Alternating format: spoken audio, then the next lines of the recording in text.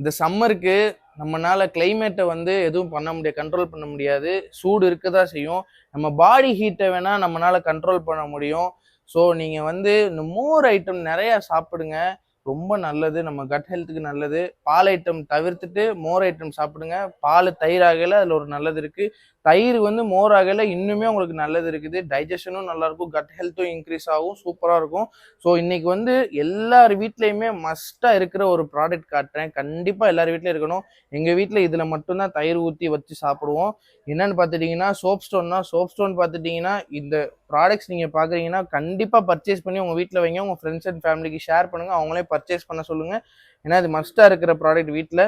இன்றைக்கி சோப் ஸ்டோனில் நம்ம ஸ்டோரில் இருக்க வெரைட்டிஸ் எல்லாம் காட்டுறேன் கர்ட் பாட்டில். அண்ட் இதோட ப்ரைஸிங்லாம் பார்த்துட்டிங்கன்னா இப்போ மினிலேருந்து இருக்குது சைஸு. மினி கர்ட் பாட் பார்த்துட்டிங்கன்னா உங்களுக்கு 290 வரும். மினி கட் பாட் நிறைய மாடல்ஸ் இருக்குது. ஜஸ்ட் உங்களுக்கு ஒரு சிம்பிளாக ஒரு 5 பீஸ் காட்டுறேன். அண்டு இது பார்த்துட்டிங்கன்னா இந்த கட் பாட் மாடல் பார்த்துட்டிங்கன்னா உங்களுக்கு பர் லிட்டர் வந்து உங்களுக்கு 850 வரும் பர் லிட்டர். நெக்ஸ்ட்டு இந்த 2 மாடலும் பார்த்துட்டிங்கன்னா டிசைனர் மாடல். இந்த மாடல் பார்த்துட்டிங்கன்னா உங்களுக்கு இன்னும் கொஞ்சம் பார்க்க க்யூட்டாக இருக்கும், சூப்பராக இருக்கும்.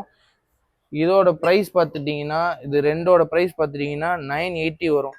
அண்டு நீங்கள் கேட்கலாம் இது எப்படி செய்கிறாங்கன்னு. அதுக்கு தான் உங்களுக்கு ஜஸ்ட் இந்த ஸ்டோன் எடுத்து வச்சுருக்கேன்.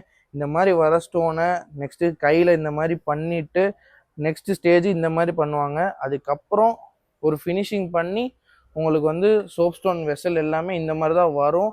இதில் நிறையா பெனிஃபிட்ஸ் இருக்குங்க. இதில் பார்த்துட்டிங்கன்னா தயிர் இப்போ நீங்கள் நார்மல் பாத்திரத்தில் உர ஊற்றி வைக்கிறதுக்கும் இதில் உர ஊற்றி வைக்கிறதுக்குமே நிறைய டேஸ்ட்லேயும் டிஃபர் இருக்கும். அந்த தயிரோட திக்னஸ் எல்லாமே உங்களுக்கு மாறும். இல்லை இன்னொரு பெனிஃபிட் என்னன்னு பார்த்துட்டிங்கன்னா இப்போ நார்மலாக தயிர் உர ஊற்றி வைக்கிறீங்கன்னா உரையுதில் அதில் இருக்கிற தண்ணி இதில் வெளியில் எவாப்ரேட் ஆகிரும். இதில் இருக்க பாக்டீரியல் வாட்டர் மட்டும் உள்ளே இருக்கும். ஆனால் தயிர் நல்ல திக்காக இருக்கும். ஸோ இந்த ப்ராடக்ட் வேணும்னு நினைக்கிறவங்க நாங்கள் காண்டாக்ட் நம்பர் தரேன், ஆர்டர் பிளேஸ் பண்ணிக்கோங்க. மறக்காமல் ஃபாலோ அண்ட் சப்ஸ்கிரைப் பண்ணிக்கோங்க. தேங்க்யூ.